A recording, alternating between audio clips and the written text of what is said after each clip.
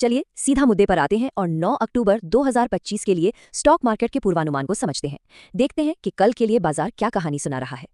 तो कल के लिए जो सबसे बड़ी तस्वीर बन रही है वो यही है। मार्केट में एक शांत लेकिन पॉजिटिव माहौल रहने की उम्मीद है। मतलब कोई बहुत बड़ी उठापटक शायद ना हो, लेकिन झुकाव ऊपर की तरफ रह सकता है। कह सकते हैं कि एक स्टेबल लेकिन उम्मीद भरा दिन हो सकता है। अब चलिए इस पूर्वानुमान की थोड़ी गहराई में उतरते हैं। देखिए, ये सिर्फ एक अंदाजा नहीं है, इसके पीछे कुछ ठोस टेक्निकल सबूत भी हैं। तो देखते हैं कि चार्ट्स पर जो इंडिकेटर्स हैं वो हमें क्या सुराग दे रहे हैं। हमारा पहला टूल है RSI, यानी कि रिलेटिव स्ट्रेंथ इंडेक्स। अगर आसान शब्दों में कहें तो ये बाजार की अंदरूनी ताकत को मापता है कि भाई खरीदार हावी है या फिर बिकवाल। RSI हमें यही बताता है। और फिलहाल RSI की रीडिंग है 45.89। अब ये एक न्यूट्रल लेवल है। इसका मतलब है कि बाजार ना तो जरूरत से ज्यादा खरीदा गया है और ना ही जरूरत से ज्यादा बेचा गया है। ट्रेडर्स के लिए ये एक बहुत दिलचस्प जगह है, क्योंकि यहाँ से किसी भी तरफ एक बड़ा मूव आने की पूरी संभावना बनी हुई है। अच्छा, अब एक और जबरदस्त इंडिकेटर की बात करते हैं, MACD। ये हमें ट्रेंड में आने वाले बदलावों के शुरुआती सिग्नल देता है। ये देखकर कि short term momentum long term momentum के मुकाबले कैसा चल रहा है। और MACD हमें एक बहुत ही शुरुआती लेकिन मजबूत संकेत दे रहा है। एक बुलिश क्रॉसओवर बनना शुरू हो गया है। ये साफ साफ बताता है कि बाजार का शॉर्ट टर्म मोमेंटम मजबूत हो रहा है और तेजी आ सकती है।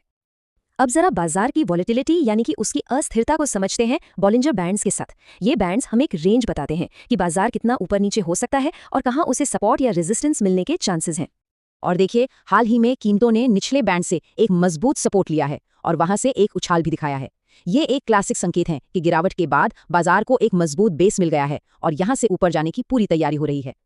तो ठीक है, अब जब हम क्यों समझ गए हैं तो चलिए कहां पर फोकस करते हैं। ये वो नंबर्स हैं जो कल पूरे बाजार की दिशा तय कर सकते हैं। ये आपका मार्केट मैप है।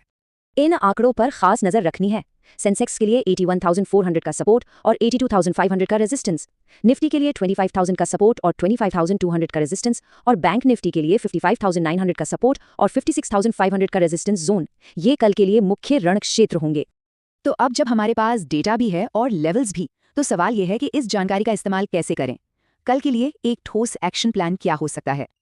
देखिए, इन सभी संकेतों को एक साथ जोड़कर देखें तो जो रणनीति निकल कर आती है वो है बाय ऑन डिप्स। इसका सीधा सा मतलब है कि बाजार में आने वाली हर छोटी मोटी गिरावट को खरीदने के एक अच्छे मौके के तौर पर देखा जाना चाहिए। लेकिन हाँ, इसे अनुशासन के साथ करना बहुत जरूरी है।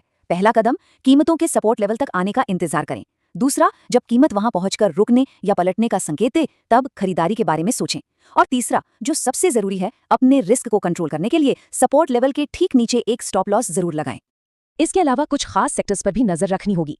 एक्सपर्ट्स का मानना है कि आने वाले सेशन में metals, PSU banks, energy, IT, banking और ऑटो सेक्टर बाजार को लीड कर सकते हैं। तो चलिए अब तक की सारी जानकारी को एक साथ समेटते हैं और देखते हैं कि कल के लिए फाइनल टेक अवे क्या है। संक्षेप में कहें तो हमारा रुख रहेगा सतर्कता भरा लेकिन पॉजिटिव। स्ट्रैटेजी है गिरावट पर खरीदने की, लेकिन जो सपोर्ट और रेजिस्टेंस के लेवल्स बताए गए हैं उन पर पैनी नजर रखना ही जीत की कुंजी होगी। और अंत में कल के लिए सबसे बड़ा सवाल ये है कि क्या बड़े निवेशक यानी कि इंस्टीट्यूशंस इतनी मजबूती से खरीदारी करेंगे कि बाजार अपने रेजिस्टेंस लेवल को पार कर जाए, या फिर बाजार इन्हीं लेवल्स के बीच घूमता रहेगा। कल का एक्शन इसी सवाल का जवाब देगा। तो अगर इस रोजाना के विश्लेषण से आपको बाजार की नब्ज पकड़ने में मदद मिलती है तो अपना समर्थन जरूर दिखाइएगा। लाइक और सब्सक्राइब करें ताकि हम आपके लिए रोज ऐसे ही इनसाइट्स लाते रहें।